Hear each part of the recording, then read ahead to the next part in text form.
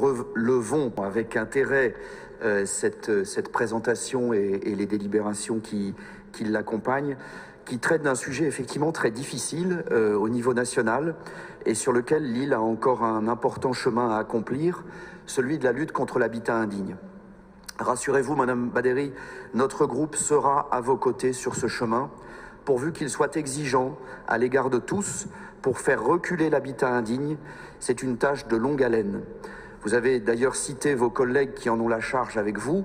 Vous me permettrez d'ajouter que cette cause était déjà très chère à notre regretté collègue Alain Cacheux, qui avait su, avec René Vandierendonck, porter ce sujet à la bonne échelle, l'échelle métropolitaine, où s'exerce la compétence en matière d'habitat, et sans laquelle l'action municipale, pour volontariste qu'elle soit, est forcément incomplète.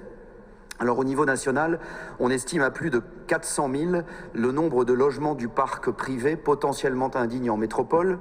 Vous savez qu'il y en a aussi beaucoup en Outre-mer, et la moitié sont occupés par leurs propriétaires. Pour mettre fin à ces situations de mal-logement, il existe un arsenal de procédures administratives et de dispositifs opérationnels et financiers en constante amélioration.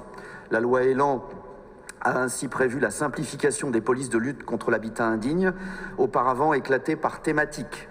Une ordonnance a d'ailleurs été prise à l'été 2020 à l'initiative de la ministre du Logement, Emmanuelle Wargon. Pour autant, même si les procédures et les dispositifs existants permettent d'intervenir et de résoudre de nombreuses situations, ceux-ci sont bien souvent trop longs et trop complexes.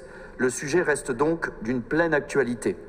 En conséquence, le gouvernement a demandé la rédaction d'une feuille de route co-construite par les services de l'État, par l'ANA et les collectivités territoriales, ainsi que l'ANIL et les acteurs du logement.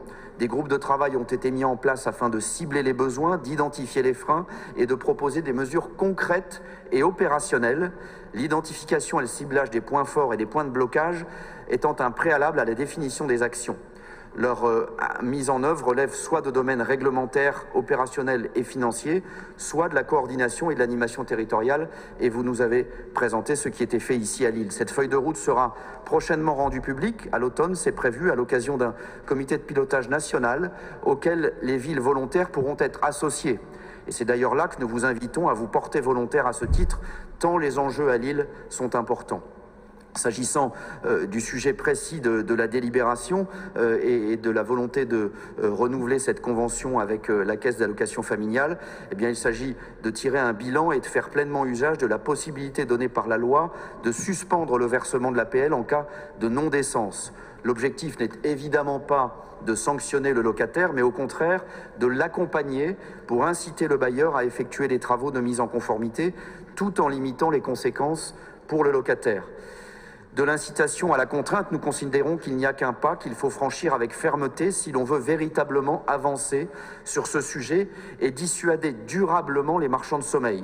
Vous avez cité des condamnations récentes et il faut non seulement s'en féliciter, mais aussi communiquer davantage en publiant les décisions de justice pour accroître leur caractère dissuasif.